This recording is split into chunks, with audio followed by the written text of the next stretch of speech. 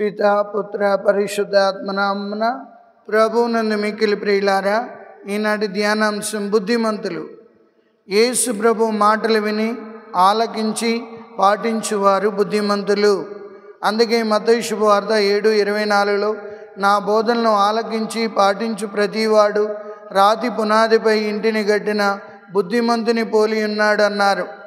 So బుద్ధిమంతులకు ఉండవలసిన మొదటి సుగుణం ఏంటంటే, యోహాను రాసిన శుభవార్త 3:1-5 చూసినట్లయితే నికోదేముతో ప్రభువు చెప్పింది, మనుష్యుడు మరలా తిరిగి జన్మించినే తప్ప అతడు పరలోక రాజ్యంలో ప్రవేశింపలేడని.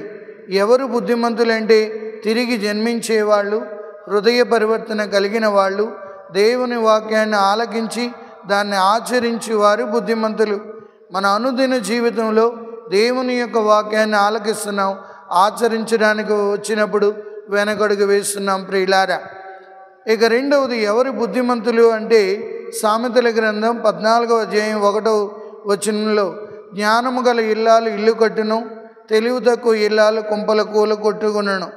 సో జ్ఞానము గల ఇల్లాలుగా ఎవరైతే జీవిస్తారో, జ్ఞానము గల పురుషుడిగా ఎవరైతే జీవిస్తారో వారి గృహాలు సురక్షితంగా ఉంటాయి.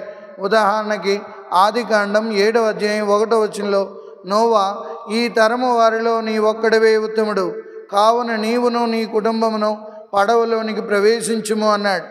నోవా ఎంత గొప్ప వ్యక్తి అంటే, పాపము బహుగా విస్తరించిన కాలంలో తాగుబోతులు, తిరుగుబోతులు, పొగరుబోతులు, తిండిబోతుల మధ్యలో నోవా తన కుటుంబాన్ని కడుభద్రంగా కాపాడుకున్నాడు. బుద్ధిమంతుడు కాబట్టి తన కుటుంబం పాపంలో పడకుండా, పాపానికి బానిసలు కాకుండా చూసుకున్నాడు. తన కుటుంబాన్ని జ్ఞానముతో కట్టుకున్నాడు, అందుకొరకే రక్షించబడి ఉన్నాడు. కాబట్టి ప్రియులారా, మనం బుద్ధిమంతులుగా ఉండాలంటే మన కుటుంబాన్ని కాపాడుకోవాలి. ప్రార్థన ద్వారా పరిశుద్ధతలో మన కుటుంబాన్ని పెంచుకోవాలి. దేవుని యొక్క వాక్యానుసారంగా మన కుటుంబం నడిచేటట్లు నోవాలాగా మనం చూసుకోవాలి. ఇక మూడవదిగా బుద్ధిమంతుడు ఎవరంటే, తన స్థితిని గుర్తించి దేవుని వైపు నడవగలిగినవాడు. దుడుకు చిన్నవాడు ఎప్పుడైతే కరువు దాపరించిందో తన కనువిప్పు కలిగి అంటాడు, నా తండ్రి ఇంటి దగ్గర అనేక మంది ఆనందంగా తింటున్నారు, నేను ఇక్కడ ఆకలితో అలమటిస్తున్నాను అని బుద్ధిహీనత నుండి బుద్ధిగలవాడిగా తయారవుతున్నాడు. నా తండ్రి ఇంటికి వెళ్ళి నేను ఉంటాను అన్నాడు. ఇది జ్ఞానము గల వ్యక్తి చేసే కార్యాలు. తిరిగి తన తప్పు తాను తెలుసుకొని తన ఇంటికి తిరిగి వెళ్ళడం. ఇక నాలుగవదిగా జ్ఞానము గల వ్యక్తులుగా మనం జీవించడం. దానియేలు గ్రంథం 6:3 చూసినట్లయితే, దానియేలు దేవుని యొక్క జ్ఞానాన్ని కలిగి ఉన్నాడు. అందుకొరకే దర్యావేషు రాజు 120 మంది మీద, మంత్రుల మీద తనను అధికారిగా ఉంచాడు. జ్ఞానము గలవాడు అధికారి అవుతాడు. ఇక నాలుగవదిగా జ్ఞానము గలవాడు ఆత్మలను రక్షించుకుంటాడు. అందుకే ప్రభువు చెప్పిన మాట, మానవుడు లోకమునంతటినీ సంపాదించుకొని తన ఆత్మను కోల్పోతే ప్రయోజనమేమి. ఈరోజు మనకు లోక జ్ఞానం చాలా ఉంది. ఈ ఇంటర్నెట్ ద్వారా, లేకపోతే మనం చదువుకున్న చదువుల ద్వారా మంచి జ్ఞానం ఉన్నాం.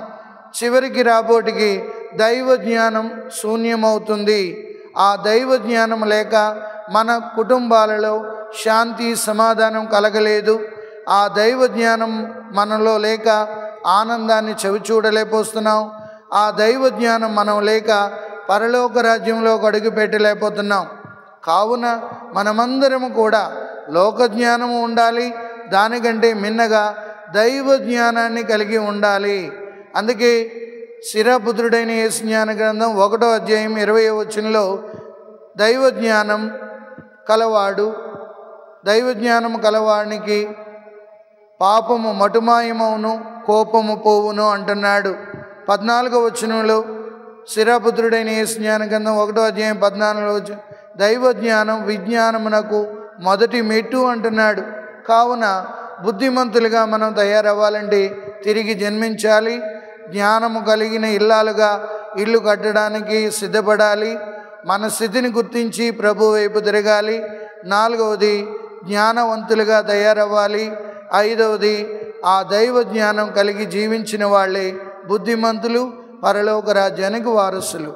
పిత పుత్ర పవిత్ర ఆత్మనామమున ప్రభు మిమ్మందరినీ దీవించి కాచి కాపాడునుగాక. ఆమేన్.